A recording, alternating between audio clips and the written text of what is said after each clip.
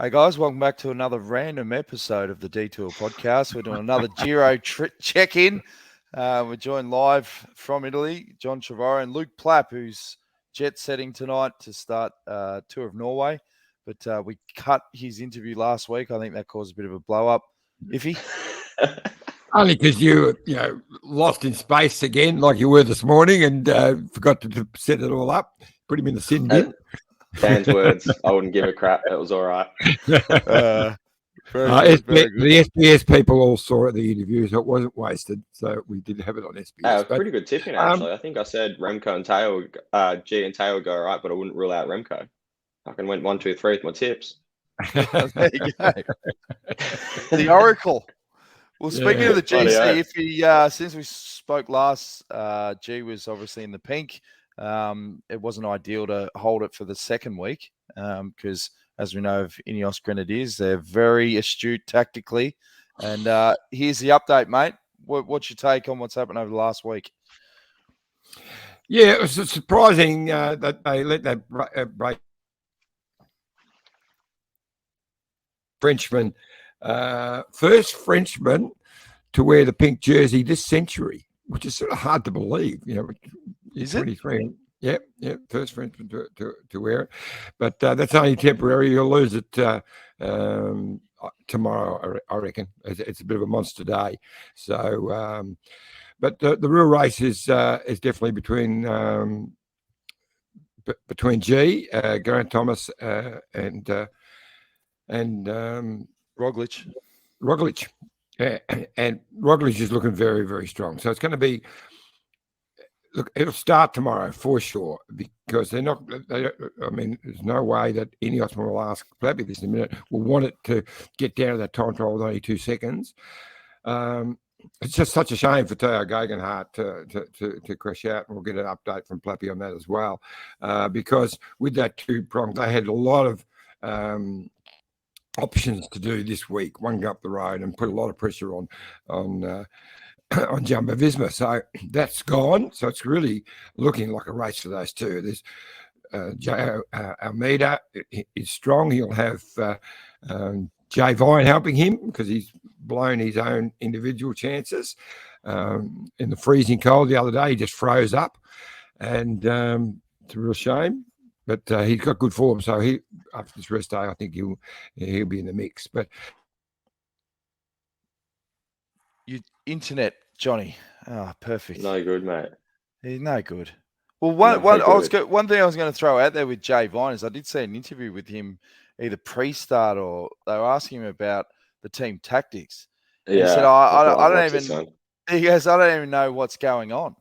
And I thought, oh, geez. Like if I was the media manager, I'd be like, mate, just always look like it's under control. In the background, you got cogs, but don't show your cards because, like Iffy, they're vultures. They hang on these little words and comments, and then they go the pounds. What was your take on Jay Vine if your internet holds out, Iffy, with what he said the other day about? I don't know, mate. I'm thinking because I just blocked out. I missed all of that stuff with you.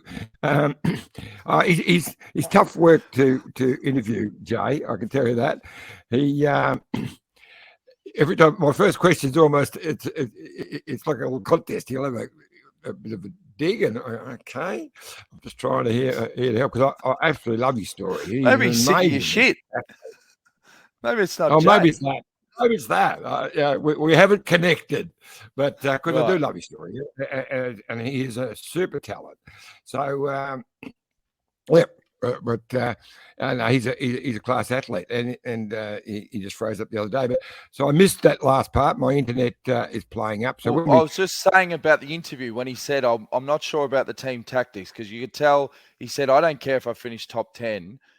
But he basically wanted to lose a lot of time. I actually said, I don't give a shit about finishing the top 20. His exact words. Well, yeah. What I took away from it was, I don't give a shit about finishing the top 20. And in any other words, he said, I only ride a bike for some coin. So I thought that was a bit interesting too. I'm sure. I've heard him talking to others. He's definitely going to be riding for Almeida.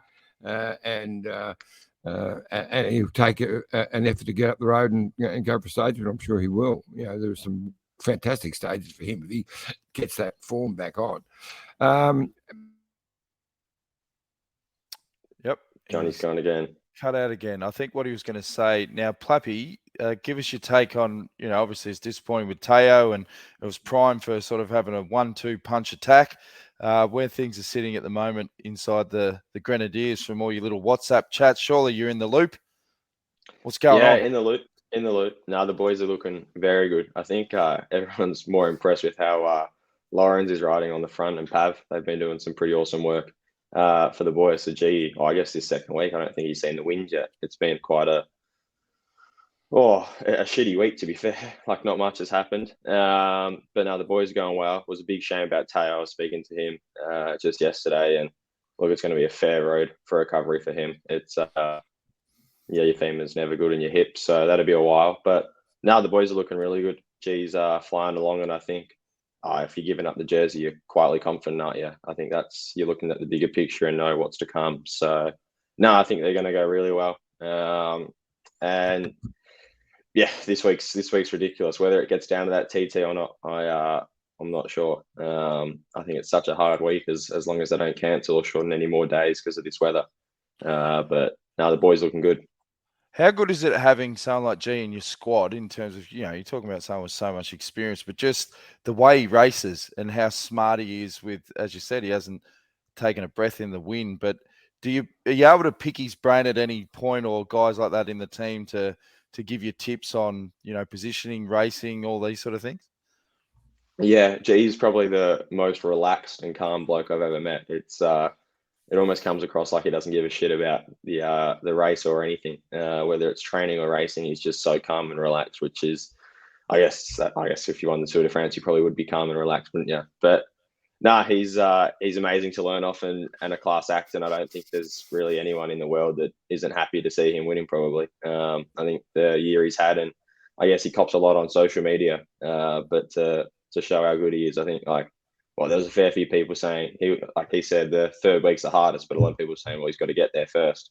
This time last week he was in the pink jersey and basically still he's leading the race. So I think it's quite impressive what he's done and gone about his business almost quietly behind the scenes. Teo was flying. That's unfortunate. I think he was, probably almost my odds-on favourite to win it. So, yeah, it's a shame, but no, still all to play for. A couple of live questions, Iffy. The Skull, he says, "G'day guys, love your work." And Prasad's got a question for you, Plappy. He says, "Good afternoon, everyone. Question is how Ineos should ride the race henceforth for remaining stages since their team strength is reduced due to the crashes." What's your advice there, Plappy? I mean, we're not that reduced compared to everyone else, are we? Everyone's a bit hindered. Some teams we've got 3 riders left. Yeah, and we got 3 in the top 10 still, so I don't reckon we're going too badly. Yeah. No, mate, you just keep tapping away. You're leading the race, aren't you? They got to come to you. Iffy, your internet seems to be working. Yeah, I jumped onto my phone instead. So that good. Obviously, Wi-Fi of the hotel wasn't that good. I think it's going to be amazing. The journalists around here seem to think that Roglic is going to be stronger in that final time trial. I don't know about that. At the end of a 3-week tour, it's whoever has got it is the strongest. And at the end of 3 weeks, it affects everyone differently. Both Ineos and Jumbo have got good, strong teams. Rowan Dennis is going to be quite important because he's actually starting to come good in the later part of this Giro as well, which they will need him up the road, because I don't think either team is confident enough to just wait till that final time trial, which is on the Saturday, because it's a monster. Is that this one? Yeah, that's that one. And as you see, the last part's all uphill. End of a 3-week Grand Tour. It's very similar to what happened to Roglic when he lost the Tour de France, had it in the bag and lost it on that. So that would play in the back of his mind. That'd be a plus for Teo, I reckon. So I reckon next couple of days is going to be amazing. Tomorrow, it's a monster day. If you look at it, if you've got the parcours there, Dan. Tomorrow's stage, yeah. There you go. Yeah, look at that. there's a cat 1, a cat 3, a cat 2, a cat 2, and then finishes on a cat 1. And there'll be no messing around. I can't imagine the GC not being completely shaken about. And I'll tell you who's going quite well. Eddie Dunbar, the young Irishman riding for Joko Alula. I see him every day. He is really in good nick, and I could see him maybe even getting to the podium, but definitely into the top 5, I reckon. Well, it's definitely going to be interesting. Now, Plappy, you've had a few setbacks over the last sort of 6 to 8 weeks. Give us a bit of an update on what you've had to go through and how you're feeling leading into your next block of racing. Biggest setback's been watching Carlton get pumped every week, but that hasn't helped.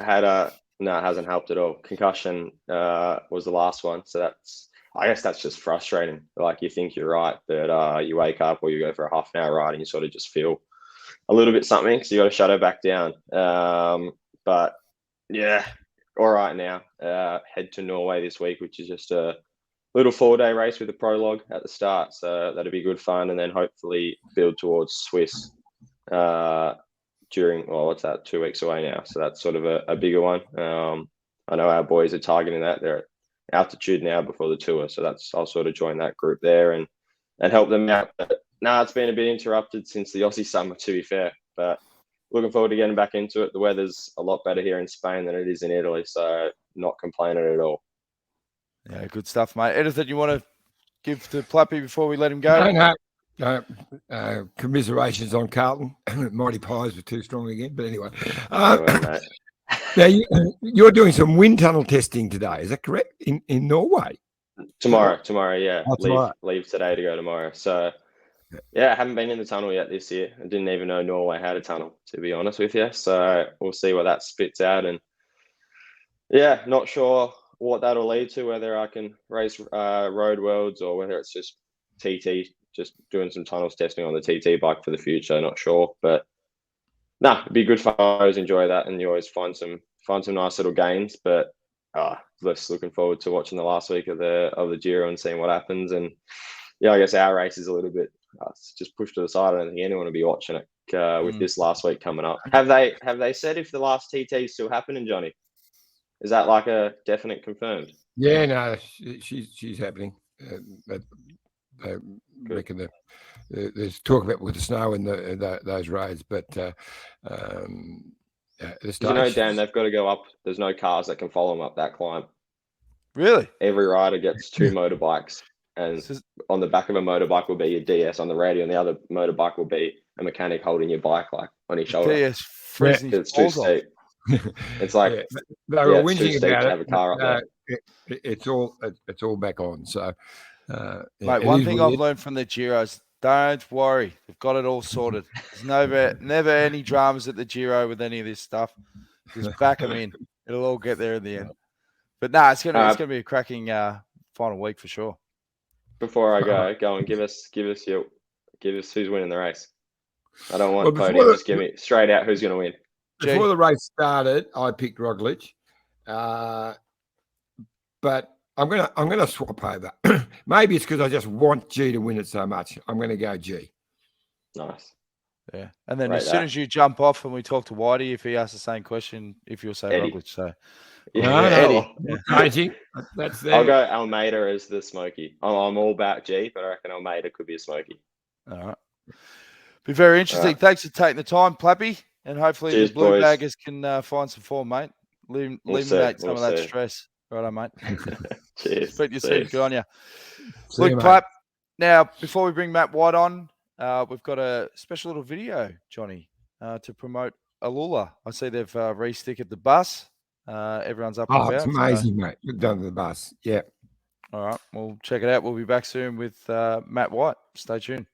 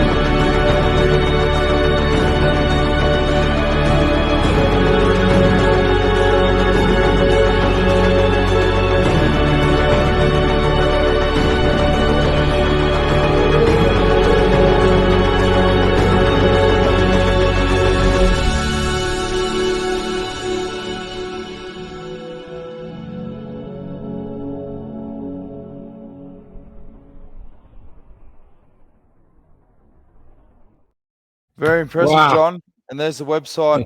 Go to experiencealula.com. Yeah, for those who are just listening to it on a podcast, they're not going to have a bit of blank there. It's good but music. it is quite amazing. But now I sent through a little. We caught up with Philip Jones, who's the Chief Tourism Officer for Alula, and he talked about how important it is for cyclists to understand how beautiful Alula is to come and visit. So you should have that in your system there. I think Razzie just sent it to you. I've got in the system the interview with Heppy and the Giant representative. Giant. Yeah, we would like to do that one too. So play it one first if you like, while you find the other one. That's the video that Vaz sent. So this is all about preparation, John. No, Vazzie sent you the other one. All right, well, we'll try and work out those logistics. Whilst we do that, let's bring in Matt White. Who is, how many Giros now is this, Whitey, that you've been coming to? The last 15 as a sports director, and then a few as a rider as well, mate. So it's been the last 20 years. The month of May has been Italy for me. Is the weather progressively getting worse for the Giro? Because I remember back in the early days, you'd always get some nice days, but particularly like this year, it feels like, geez, they've been up against it. They certainly have, but I know Italy, northern Italy, and Spain had very, very little rainfall over the winter, and they're just getting it now. So yeah, right. Yeah, I know it's raining and pretty mild down my house in Spain as well, and we had more than 80 days without rain up until a week ago. So it's long overdue. But then they've had floods here as well in Italy, so not good. But things look good for the next 48 hours at least. And I haven't looked any further than that. But we're going to be a warm one today, and 28 degrees today. So nice change. Yeah. So from a J.K. Alula perspective, if he obviously gave Eddie Dunbar a good pump up, and we look at the GC at the moment, he's currently sitting on 8th, 3 minutes 40 behind. You must obviously have big raps on Eddie and what he can do in the future as well. Yeah, look, it's so far so good. So far so good. He's raced really well so far. The preparation that he had was not normal. Yeah, he broke his hand in the first day of competition in February, so then he couldn't race for another 6 to 8 weeks, and he only did 2 races in the month of April in the lead up to the race, which we'll see in a week's time, but it could be a blessing in disguise because he just had one slow build for this race, and he certainly the week before this race in Romandy he was top 10, which was super, and he's just gone from strength to strength. Iffy, yeah. Great young kid. It's been a fantastic vibe with J.K. Alula here on this Giro. And other than the weather, it's been a sensational bike race. But at least it's come good. Yesterday was an amazing day. We started in the drizzle rain, and then it stopped straight away, and we ended up being, I think it was about 25 degrees by the time we got to Bergamo. And today, rest day, it's beautiful. So we think we're getting a couple of good days, which could put everyone in better spirits. It was a shame they missed the break yesterday because they've been in all the right moves, and J.K. Alula has been talked about by the press everywhere, been riding a very strong race. Not a lot of opportunities coming up. There's some monster days. Wednesday is the next sprint day, so trying to look at something there for Bling, I suppose, and the final day in Rome are the 2 opportunities. And about why did we want to ask about getting someone up the road to try and take advantage somewhere in those next few days? Yeah, I think the situation at the moment, the race is really going to start tomorrow, and I expect that the big GC teams, which I think at the moment it's Ineos, Jumbo, and UAE, they'll be happy for breaks to sail. Especially, I think Ineos, they don't want Logic winning stages easily. So I think there's opportunities to put people in the moves, and then it's also a good plan for us to have guys up the road, and then be there for when the good guys like Eddie meet them. So have numbers, guys who can't climb with the front group. So the best place to attack those stages is be aggressive and get up the road in front of the big guys. Obviously, Roglic, there's a big talking point that is quite unlucky at the Vuelta last year. He was sort of poised to strike and then had that crash and had to abandon. But what are your thoughts in the GC, particularly with the battle going on with him and Geraint Thomas? Well, the thing is, we're 2 weeks in and we actually haven't really seen too much of a showdown yet, really. Due to the shortening of one stage and a typically heavy back end of the race, we haven't seen him had to go mano a mano on a really tough climb. We're going to see plenty of it this week. It is quite hard to tell who has the upper hand at the moment. I think both teams, if you look at the team-wise, Ineos definitely had the strongest team. With Tao Geoghegan going home, Sivakov crashing, Garner not here. They're certainly not as strong a team as they were on the start line. And then, with Jumbo, they were decimated before the start, having to make 3 late replacements in the spate of 3 days before the race. So they didn't bring their ideal team here either. So I think the race is still very open, but it's really hard I think we're going to know more in 24 hours. But sitting here on the rest day with some tough stages ahead, it's really hard to pick who has got the upper hand. With your current role, Whitey, does it give you more time to sort of look at the race from a perspective of seeing performances of riders? Obviously, every team is, you've got your list that you sort of got to deal with every year. But is there anyone that you've seen, and you don't have to name names, but at the Giro so far that you're sort of penciling going, okay, this person's flying under the radar a bit, that could be a good fit down the track? Yeah, I think you've always got to be looking for those sort of guys. And I think Eddie Dunbar's a good example. He was at Ineos. He won some good races last year, but for some reason, couldn't crack into their Grand Tour teams regularly. And we identified him. I tried to get him 4 years ago, and sort of kept in contact. And he's a guy there. He's just looking for opportunities, and he's come on board here. Obviously, he didn't have the ideal start to the year with his broken hand, but he's been a revelation with us as well. He's a leader as well, and the guys have really got him behind him, and he wants to show what he's capable of doing. And I think you've always got to be looking for those fringe guys, and sometimes those guys are sort of hidden in the biggest teams in the world, and they're just not getting opportunities because they've got leaders who are paid more to get the results, and those guys. Some of those guys are very ambitious, and they want their own opportunities. And I think they're good guys to look at. Now, one other revelation I saw at the Giro, we don't have the video, but new bus. That's exciting. Is that the death of the old bus, the one that we used to use? No. Buses never die. They just go to other people. Right. That bus is getting fixed up a little bit, and then it's heading to the women's team, because the women's team, we're renting a bus for them, but we have for 2 years. But then I'm not sure when the contract ends with the rental, but we will carry on using the one we've been using for the men as well. So no, it's just changing parts of the team that's going to be used. But the new bus is a good one. It's a little bit different design. But the other one is still going fine. We're just looking for a new one, and it came just in time. I think it didn't even arrive after a week of the race, so we didn't even start the race with the new bus. We got it mid-race. But the single seats, there they go, because I think single originally seats, it was free up a lot of room. But the theory, which sounded great, was, you have 2 seats and you get 2 riders and they can have a chat and all this sort of stuff. But it was just always used for dirty jocks and socks, and they just want to be by themselves, let's be honest. Or Chris Jules Jensen, whatever, his Ese Lungo supermarket shopping bag. Yeah, wrappers.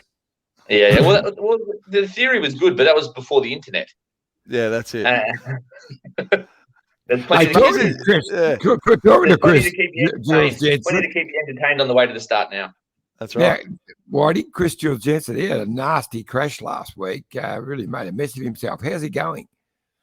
He's good. I spoke to him yesterday. Had a bit of an off out training in Sierra Nevada on the first day of camp there, and did a good number on his face and got a little bit of concussion, but he's passed the concussion protocols now and starting back full training today. But it was a nasty knock.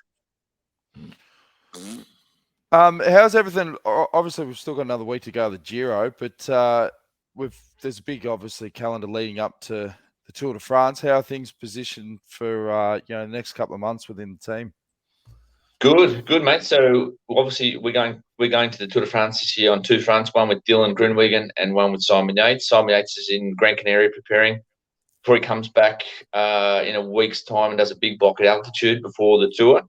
And Dylan Groenwegen's been on fire. Actually, he's had 2 wins in the last 2 weeks. One on Saturday in Holland, and one a stage in Tour of Hungary. So he's got a couple of weeks now. He's going to go back down to Spain, preparing the heat before he heads off to the Dauphiné and Tour of Slovenia. So we're basically running the same template as last year with him, as this year as last year, which is to make him more robust, because especially this year, if you look where the sprint stages are, there's more sprint stages in the last week of the Tour de France than the first week of the Tour de France. So you've got to be able to get there, and you've got to be able to get there in a way where you've still got the ability to sprint for 21 days, and it worked really well last year.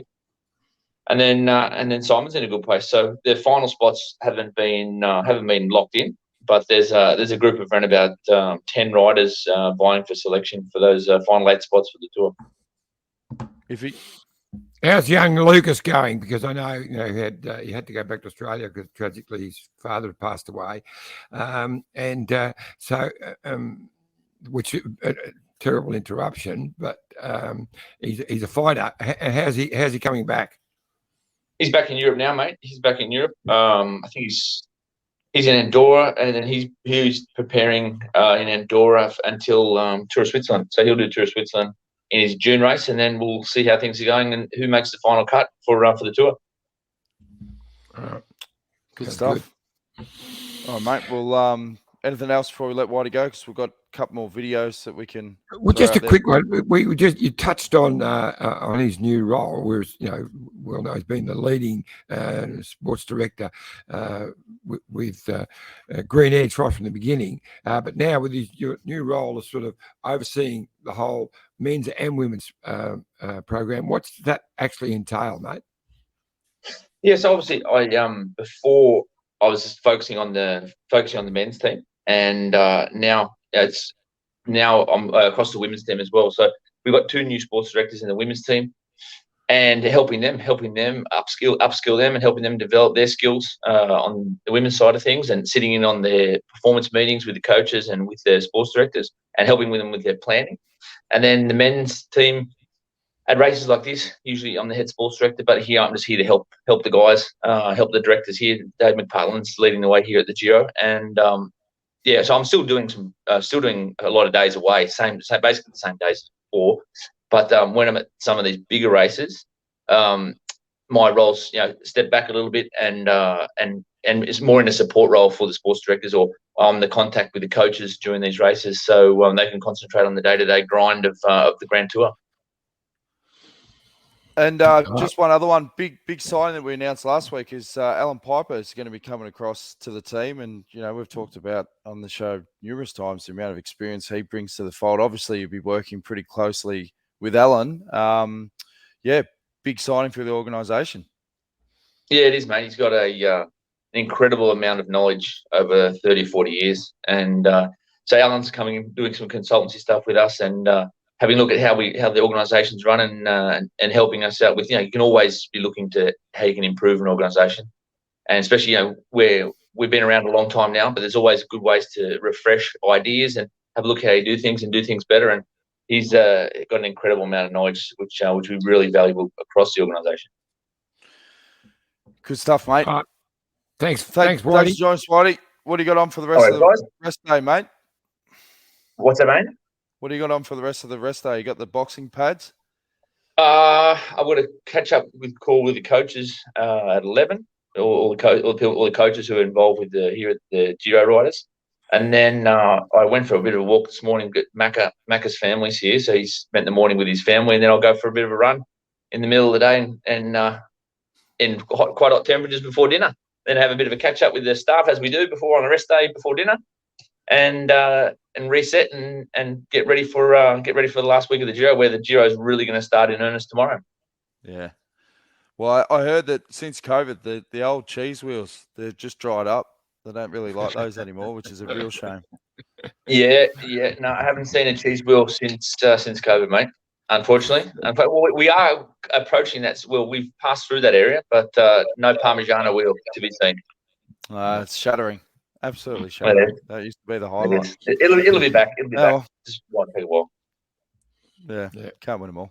All right, mate. Enjoy the rest of your rest day. Thanks for taking the time to have another chat, and hopefully it's another good week and big build up for the Tour de France. So we'll definitely. Looking forward to finishing off the Giro and get things on track again for the Tour. Good on you, mate. Be in touch. See you, gents. See you, mate.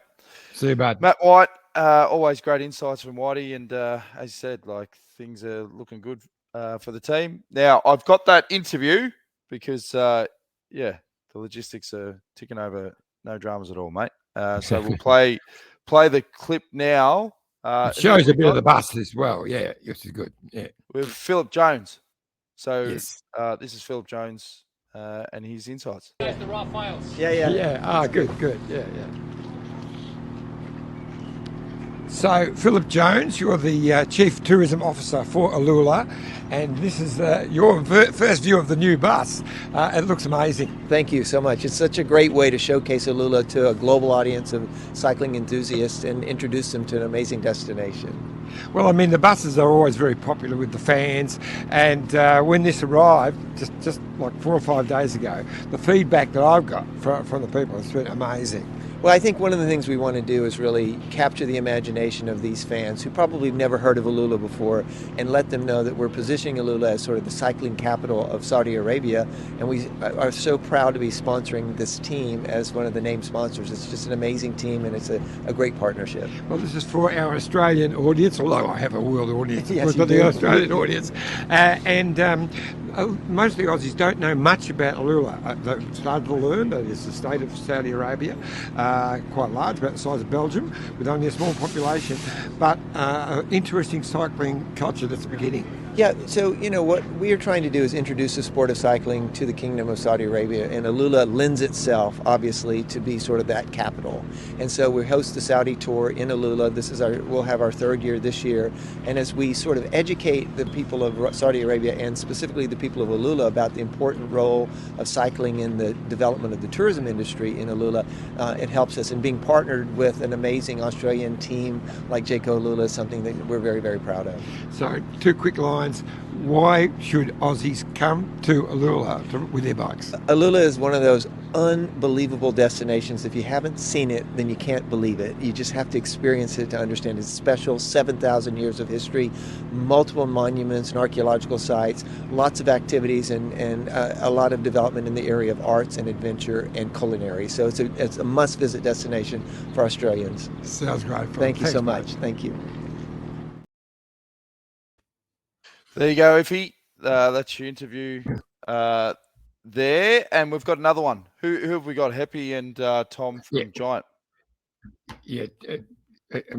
Giant bikes have become, the team just can't stop raving about how good they are. So we've got the boss from Giant, Tom, who's just a legend, Tom Davies, the Welshman. And he and Heppy have a little bit of exchange. I know you got to run, you're under the pump, so we can just show that. That would be great, mate. No dramas. All right, there we go.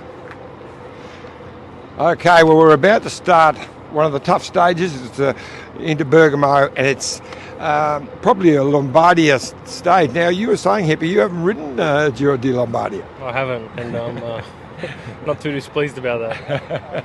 Well, it's almost a Lombardia today. And also, Tom, Giant Bikes been an amazing addition to Team Green Edge, Jayco Alula, over the last couple of years. What's it meant for Giant Bikes? Oh, it's meant a lot. I mean, Green Edge is a very prestigious team. I saw it in Tour Down Under when it first started in 2010, and I've always followed them, and they've been a great team. So when the opportunity came for me to join them, I didn't hesitate. And they were super happy to have our bikes, and it was, especially people like Heppy, they're very vocal in enthusiasm, so that motivates us, and we had a new TCR when they first came, and then at the Tour last year was the new Propel, And coming up in the theatre near you soon will be a new time trial bike, because it's due. Because Tom Dumoulin won 6 years ago on the same bike that Simon won last year in the Giro. So it's about time we got a new one. So that's coming next. So yeah, I think it's good. They give us a lot of feedback, and there's a lot of good synergy between us. And you said he's vocal, we know that. But for In a you, positive way. as a rider, what's been significance with Giant? Oh, it's made a huge difference. Being on great equipment, really fast equipment, we've really noticed it the last couple of years, and obviously the link between Giant and CADX as well. I think a lot of the bike brands now, it comes down to not just the frame and the wheel set, but how they're integrated together and how they're built. And there's a few companies doing that, and Giant's certainly at the front of that. So, we couldn't be happy. We're on extremely fast bikes. And being a time trial nut that you are, nice news to hear from Tom that a new time trial bike about to come out. New time trial bike on the way. Pretty crazy to think that. How old is this bike? 7. 7 years, and it's very fast bike. So, with the addition of disc brakes, I think that'll help. And it's a lot lighter. Lighter, it's going to be even quicker. Well, good luck today, guys. Thanks, guys. Thank you. Good luck. There you go. That's another wrap on a big episode. Thanks again for all the support, guys. And who's your final predictions, Johnny? Are you going to flip now that Plappy's gone, or you going with G? No. I'm going to go G. It's a passionate one, but because what a way to finish an amazing. Not that he's about to finish, but he is a sensational guy and a legend, really. So, yep, I'll go with G, but it's going to be close. It's going to be close. Yep. All right, good stuff. Thanks again for all the support, guys. We'll check in again after the Giro, and actually, I might say what odds he is, G. If Roglic is very short, we might get the very. All right, enjoy the last week, mate. I have to congratulate Vazzy. We were going to show. We haven't got time to show the little vid. He was like a machine out there yesterday. We're doing the bottle feed. He got 4 bottles out in about 5 seconds. It was just staggering. No, hang on, mate. I do have it. This is the footage now. So this is Vazzy on the side. And how many did he get off? 4. 4. Look at this. There's 1, Right. 2, 3, 4. He did. That is actually good going. I only got 3 off. I'm just down in front. I didn't make the vid, didn't make the cut, but I got 3 off. And the last one I missed, it was too slow, was Heppy. And he went, ah! And then he yelled at me, and coming upon, sorry for yelling, mate. I was just a bit too slow getting it to him. But I presented him with a glass of water last night at the dinner table to make up for it. Yeah, that's a perfect trade-off. All right, mate. Have a good week. Right. We'll check in again soon. Thanks, guys. Thanks, mate. All right. Take it easy. Bye, guys.